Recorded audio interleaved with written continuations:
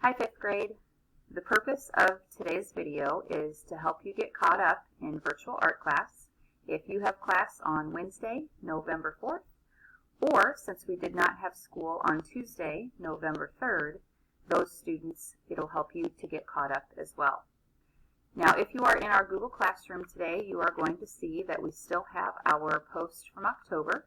So if you have not turned in your October project yet, you're definitely going to want to check out the Turn In Assignment video to help teach you step by step how to turn that project in and get that assignment done. Remember, it is located under your Classwork tab.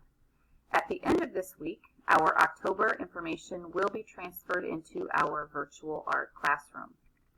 At the top of your screen, you can see that we have our new post for November started.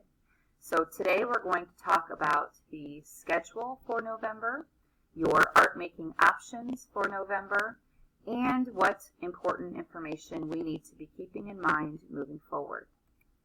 So looking at our schedule, we are in week 1 today, where again you are learning about your topics. Next week when we meet, you will have a tip or a technique taught, and then if we skip ahead to the end of the month, all of the work for November is due by the end of the school day on Friday, December 4th. November is kind of a strange month that we have an entire week off there kind of for Thanksgiving. So pay attention to our dates, as we progress through the month of November. Now this month we are moving on to the element of shape as we think about how we can make art. You will also have a selection of monthly drawing prompts again, or you can learn more about still life art. Now, a shape is a closed line. So when that dot out for a walk makes a line and then closes, that is what creates a shape.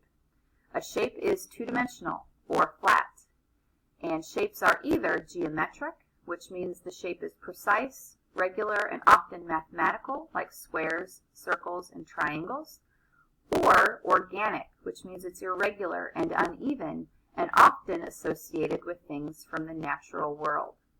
Shape can be either positive, which is the subject of your artwork, or negative, which means the background. A shape's boundaries can also be implied by a change in color, a change in value, or a change in texture. Now this month, 3rd, 4th, and 5th grade all have different videos about how we're connecting to shape. If you'd like to go back and see what 3rd grade and 4th grade are looking at, you are welcome to. But in our stream, you also have a link that is going to take you to the elements of art shape, which is also then how we connect to a still life. So you'll be watching that video after this instructional video. Now, as you're thinking about what you're going to be making this month, you can make shape-inspired art with any media that you have or any materials you have. Tessellations and mosaics are types of art that use shape to create their composition. Here we have an example of a tessellation by M.C. Escher, and then we have, an example of mosaic art here in this piece as well. Other artists work with shapes in lots of different ways as well.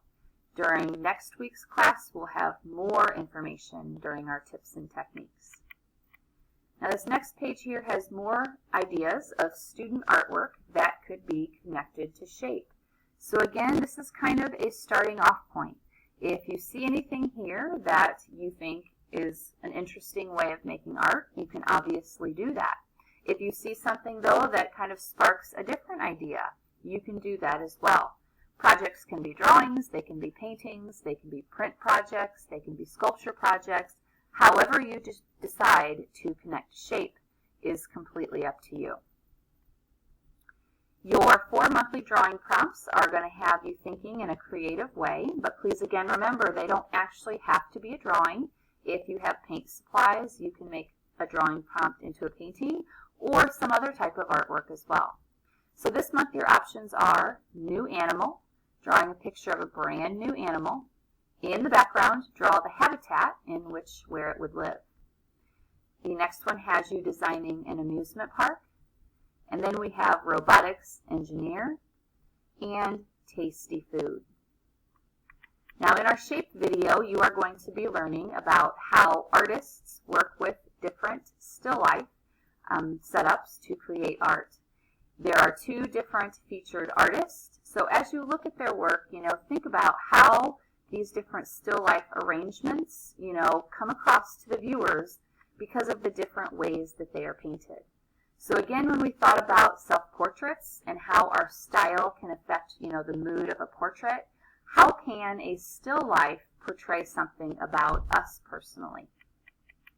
And then on our last page, I included more examples of other artists and how they create a still life.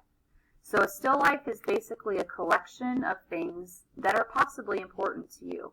We see a lot of food being used in the video, but you could use other objects. You could use toys. So anything that you have there at home could become part of a still life project. Again, how you decide to connect to that, whether it be a drawing, a painting, or something else, would be completely up to you. So as we think about the important things we need to remember when we're making art here in November, you need to make one project, and that project is due by the end of the school day on Friday, December 4th. Now you've got 3 main options. You can make a project that is all about shape. You're going to be learning more about artists and art styles in weeks to come. You could either then make a still life instead with any media, or you could do one of the monthly drawing prompts. So 5th grade, I look forward to seeing you again real soon.